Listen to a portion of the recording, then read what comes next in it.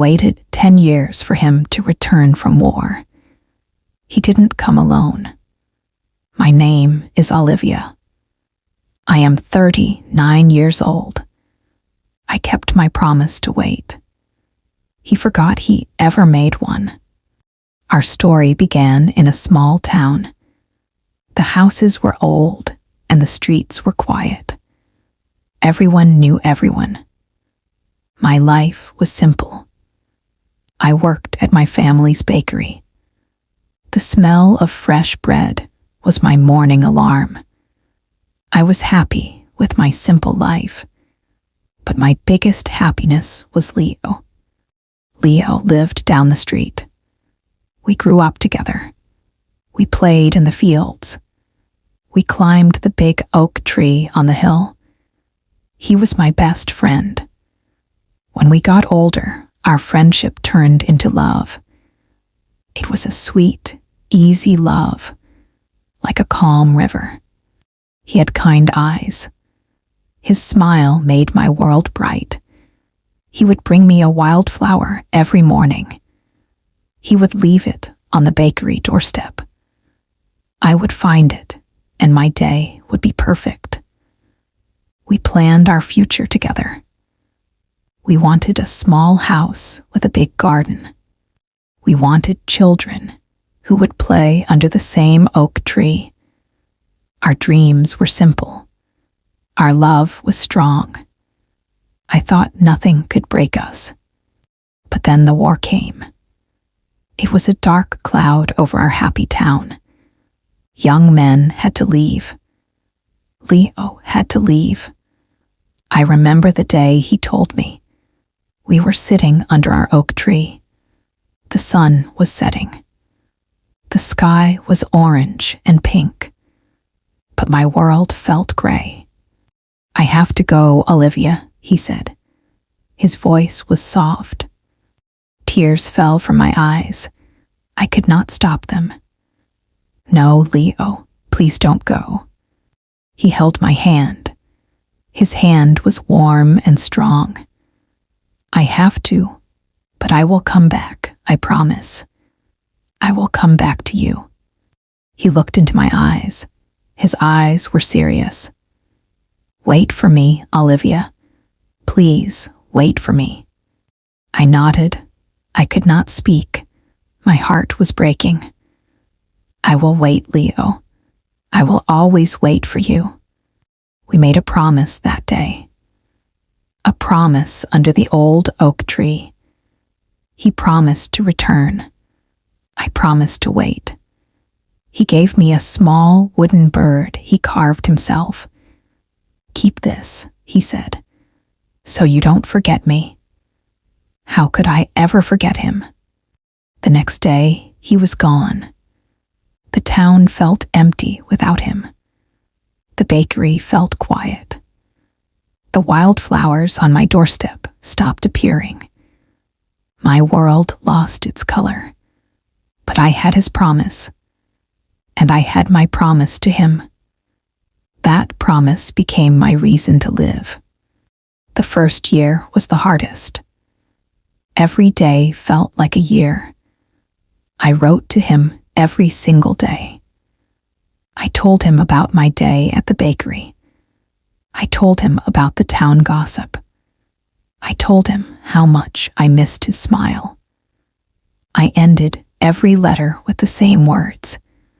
I am waiting for you. I love you. He wrote back. His letters were my treasure. I would read them again and again. I would hold them close to my heart. He told me about the cold nights and the long days. He told me he missed our oak tree. He told me he missed my bread. He said my letters were his sunshine in a dark place. He said he was counting the days until he could come home. His words gave me hope. They were a thread connecting our two worlds. I saved my money. I worked extra hours at the bakery. I wanted to have enough for our small house when he returned. I found a little plot of land near the river. It was perfect. I could imagine our garden there. I told him about it in my letters. He loved the idea. Our dream felt real, even when he was so far away. His parents were like my own. I had dinner with them every Sunday. We would talk about Leo. His mother would show me his baby pictures. His father would tell me stories of Leo as a boy. We were a family waiting together. We found strength in each other. It's easier to carry a heavy weight when you have someone to share it with. 2 years passed, then 3. The war continued. The letters started to come less often. Sometimes weeks would pass with no word. My heart would ache with worry. Every time I saw the postman, I would run to him. My hands would tremble. Sometimes there was a letter. My heart would fly with joy. Sometimes there was nothing. My heart would sink. Waiting is a hard job. It is a job for the heart. My friends started to move on with their lives. My best friend, Clara, got married. I was her bridesmaid. I saw her happy face. She was starting her family. I was happy for her, but a part of me felt sad. My life was on hold. I was a statue, waiting for my sculptor to return. Clara would sometimes look at me with sad eyes. "Olivia," she said one day, "it's been so long. Maybe you should think about yourself." I knew what she meant. She wanted me to be happy. She wanted me to live my life. But my life was Leo. My promise was my life. "I will wait," I told her. "He will come back." She hugged me. She understood. Or maybe she did not, but she loved me. That was enough. The 5th year came. The letters became even rarer. Maybe one every few months. They were shorter. His words sounded tired. He did not talk about our future house anymore. He just said he was okay. He said he hoped I was okay. I told myself he was busy. I told myself he was tired. The war was hard. I had to be strong for him. I kept writing my long letters full of hope and love. I tried to send him my strength through my words.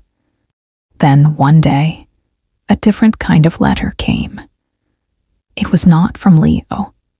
It was from the army. My hands shook so much I could not open it. Leo's father opened it for me. His face turned pale. His hands started to shake too. The letter said Leo was missing. Missing in action. The word missing is a strange word. It is not dead. It leaves a little space for hope, but it also leaves a huge space for fear. The world around me went silent. I could hear my own heartbeat. It was loud and fast. Leo's mother started crying. I could not cry. I was frozen. Missing, was he hurt? Was he captured? Was he alone? My mind was a storm of terrible questions. The not knowing was a special kind of pain. It was a pain that ate you from the inside. From that day on, our waiting changed. Before, we were waiting for his return. Now, we were waiting for any news at all, good or bad. Just something to break the terrible silence. The town looked at me with pity. I could see it in their eyes. The poor girl who wasted her life waiting. Some people were kind. They brought me food. They talked to me. Others whispered behind my back. She should move on, they said. He is probably gone. I learned to ignore them. What did they know about our promise? What did they know about our love? I kept working at the bakery. It was the only thing that felt normal. My hands knew how to make bread. The routine was calming. Knead the dough, shape the loaves, put them in the oven. The simple actions kept my mind from screaming. I started talking to him, not in letters, but in my heart. I would go to our oak tree. I would sit on the cool grass. I would look at the sky and I would talk to him. I told him I was not giving up. I told him to be strong. I told him to come home. I felt his presence there. The wind in the leaves sounded like his whisper. I will come back, it seemed to say. Years 6, 7, 8, and 9 passed in a blur of waiting and hoping. A silent, gray existence. Leo's parents grew older. The sadness was carved on their faces, but we never gave up hope. Hope is a stubborn thing. It can live in the darkest corners. I kept the small wooden bird he gave me on my bedside table. Every night, I would hold it. Its smooth wood felt comforting. It was my connection to him. It was a symbol of our promise. A promise I intended to keep. Then, in the 10th year, the war ended. The news spread through the town like wildfire. People were celebrating on the streets. They were laughing and crying and hugging. It was a day of great joy. For me, it was a day of great fear. The soldiers started to come home. Every day, a train would arrive at the station. Every day, the platform was filled with families waiting. There were tears of joy. There were emotional reunions. Fathers hugging their children. Husbands kissing their wives. And I was there every single day. I stood at the back of the crowd. I searched every face that came off the train. My heart would pound in my chest. Each time a man stepped out, I would hold my breath. Is it him? Is it Leo? Days turned into weeks. Many soldiers returned, but Leo was not among them. His parents came with me sometimes. We would stand together, our hope getting a little smaller each day. But we did not stop coming. We could not. One afternoon, I was at the station again. The sun was bright. The train whistled as it pulled in. The doors opened. A crowd of soldiers stepped out. I scanned their faces, just like all the other days. My heart did its usual painful dance of hope and fear. Then I saw him. It was him. It was Leo. He was thinner. He had a scar on his cheek. His hair was shorter. But it was him. His eyes. I would know those eyes anywhere. Time stopped. The noise of the crowd faded away. All I could see was him. My heart exploded with a joy so big it hurt. Tears streamed down my face. He was alive. He was home. Our promise was fulfilled. I started to run towards him. Leo, I cried out. My voice was choked with emotion. He turned his head. He looked in my direction. For a moment, his eyes looked confused. Then, a flicker of recognition. He saw me. I saw him smile a little. It was not his old, bright smile. It was a tired, sad smile, but it was his. I was only a few feet away from him. My arms were ready to hold him. My heart was ready to welcome him home. And then I saw her. A woman was standing next to him. She was holding his hand. She was beautiful, with long, dark hair. She looked at him with love in her eyes. And then I saw something else. A small child, a little boy, was hiding behind her legs. The boy had Leo's eyes. My legs stopped working. I stood frozen in place. My running feet felt glued to the ground. The word Leo died on my lips. My brain could not understand what my eyes were seeing. He was not alone. He came back with a new wife and a child. He walked towards me slowly. The woman and the child followed him. He stopped in front of me. He looked uncomfortable. He looked ashamed. "Olivia," he said. My name sounded strange coming from his lips. I could not speak. I just stared at him, at his hand holding hers, at the little boy who looked so much like him. My whole world, the world I had built for 10 years, crumbled into dust. The hope that I had carried for so long turned into a heavy stone in my stomach. I didn't know if you would wait," he said. His voice was low. He would not look me in the eye. It was so long. I was a prisoner for 3 years. I thought I would die there.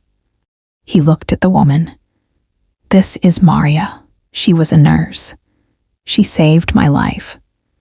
Maria looked at me. There was no hate in her eyes. There was only pity. The same pity I had seen in my town's eyes for years. I did not want her pity.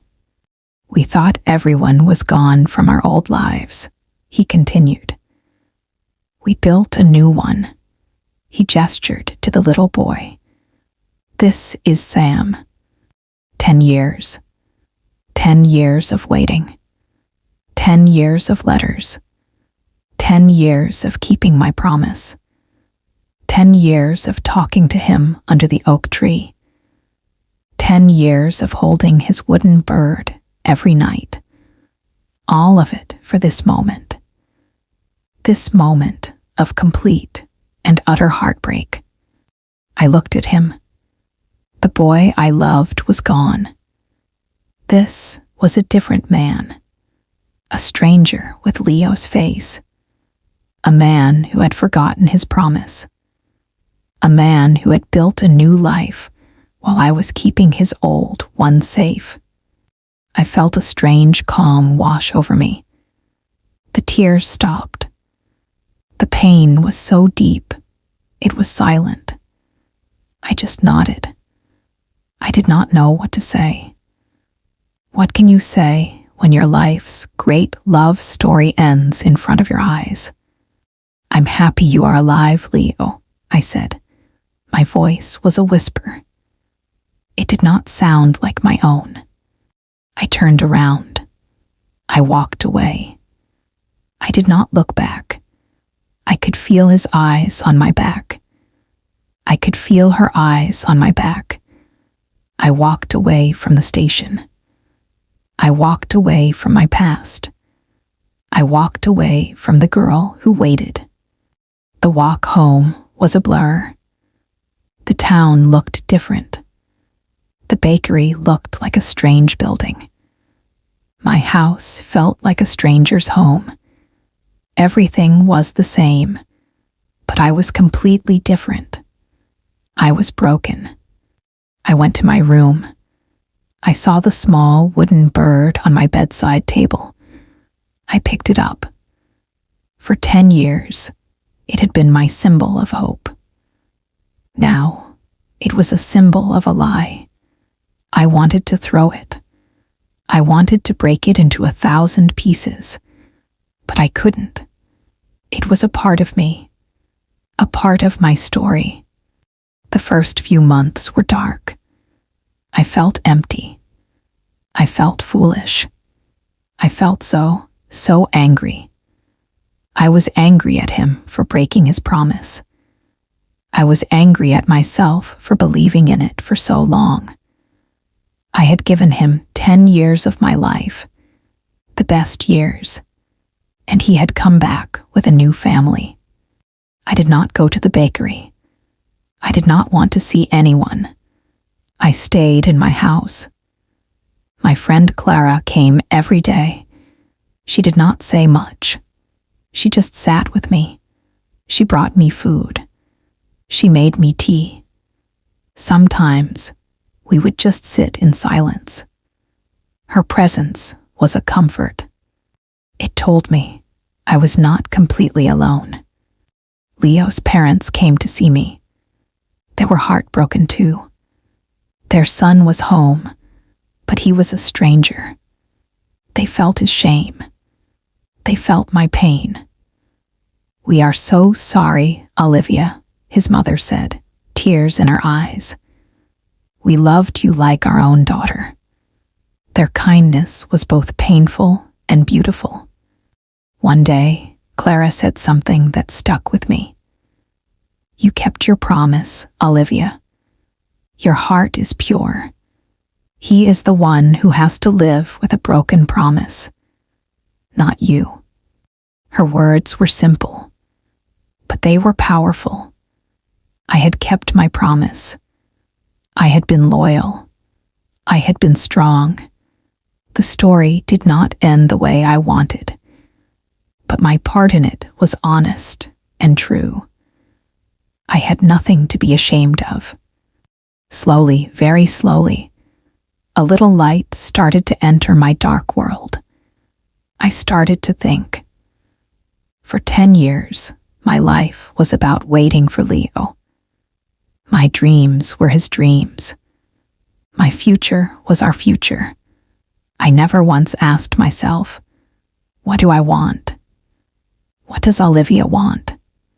I was 29 when he left. Now I was 39. I had spent my entire adult life waiting for someone else to start my life. I realized I had to start my own life. For myself. It was scary. I did not know how. My identity was so tied to him.